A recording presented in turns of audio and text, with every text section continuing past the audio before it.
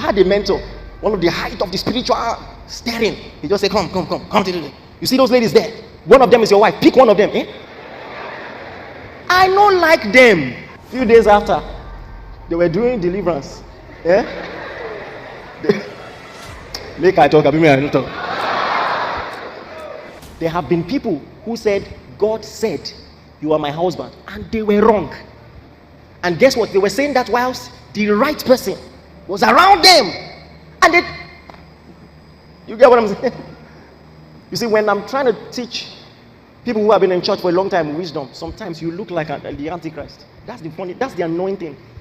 That's the deception of religion. I told a story in February. I'm going to tell it again. True life story. And I'm going to quote some part of it. Use your gumption to connect the dots. And I can say this because it's public knowledge, it's not a secret. I do not think that the men of God in question mind, because these are things that they've shared themselves. Picture this. There's man of God A, man of God B. Man of God A is one of the leading healing evangelists in the world right now.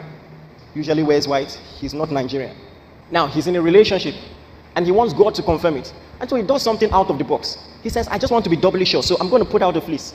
God, the most random thing, I'm about to board a flight to Orlando to see this woman.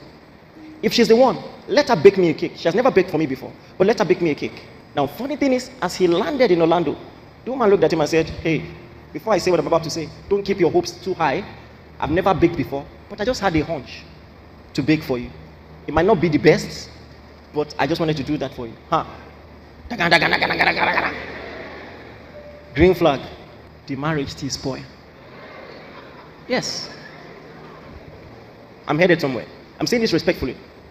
On the other hand, the other man of God is Pastor Adeboye, who according to some chronological records at my age was still in the world. You don't know how phenomenal what God has done through that man is. At my age, he had not started preaching. Or at least close, maybe plus 2 minus 2, or no, minus 2 or so. He was still patronizing herbalists in his 30s. But somehow, he got married to this woman as an unbeliever. And when you look at the kind of marriage they have now, according to what I heard, she still presses his clothes. I don't know if that's true today, but up until recently, he still presses his clothes. No other person is permitted to cook for him. She still cooks for him. If some people are pretending to be close and they're not close, you get the way you go smell them. But those ones are close. How was he able to get it right, even in the world? That when he got born again and encountered Christ, she said, you're my leader. Your God will be my God. Followed him. When he started pressing spiritually, she followed him. Got ordained into ministry, followed him. Started pressing for deeper things in God. Once he said, I'm going on a 40-day fast. He said, you're my leader. I will join you. Fasted 40 days. After the 40 days, he told her, what I was praying for, I have not yet gotten. I want to go on another 40 days. He said, I will follow you.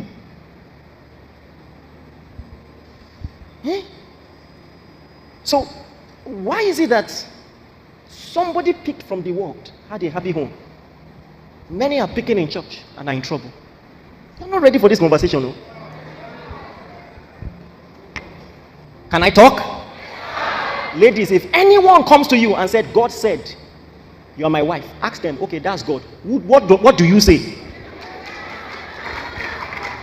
I'm not saying you shouldn't wait for what God will say. It's important. Listen, in all your ways, acknowledge him. But God chose me. What about you? It's not God I'm getting married to. I want you to choose me too. Do you choose me? Do you like me? Do you like to spend time together with me? Do you like my company? I want you to choose me also. Thank you for telling me what God said. What do you say? It's not God who is going to stand there and say, I do. Are you getting what I'm saying? Do you understand this? And don't think it's a contradiction to require that despite divine approval, you also see this as a rational, intelligent decision that you also want to take. You see, I'll give you an example.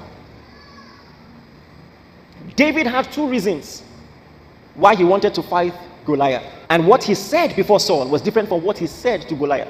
When you stand before Saul, and Saul says, why do you think he can fight Goliath? Don't give a religious reason. Don't say he's uncircumcised, he's an uncircumcised Philistine. How can he defy the Lord's army? Don't say that there. What you need there is resume. I have killed a lion and a bear. But when you stand before Goliath, if you say, I have killed a lion and a bear, he will laugh at you. Are you getting what I'm saying? So what you tell Goliath is you come against me with a spear and with a sword, but I come against you in the name of the Lord of hosts. It means it is possible for you to have both a religious or a spiritual, better stated, a spiritual and a logical decision behind the things that you do. So that you don't choose someone only for spiritual conviction, and then when it spoils, you now say, it was not my choice, it's the woman you gave me. That's what Adam did. The woman you gave me. See where you hang ball. The woman you gave me. It is not, see, if God says, do this, the God of the Bible, you can ask him questions, clarification, get clarification. Tell Pharaoh, let my people go. Sir, Almighty, how will they hear me, sir? You're allowed to ask. This is your wife. Sir, I don't like her.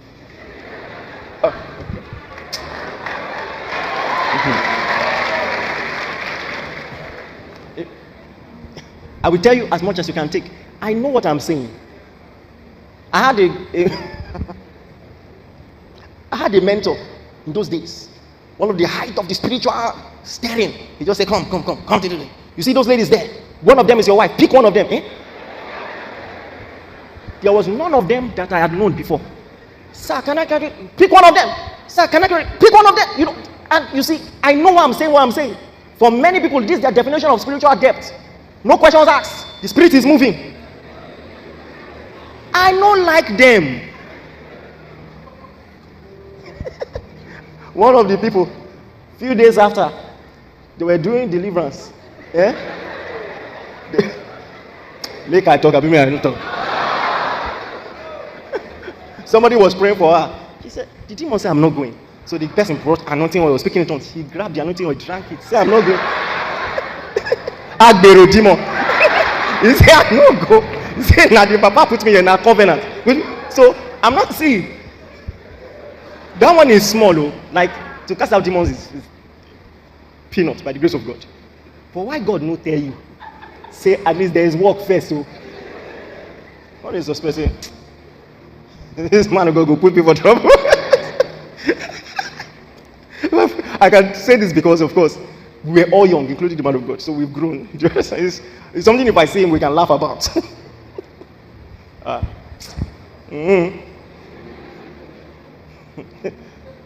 Try the calculator.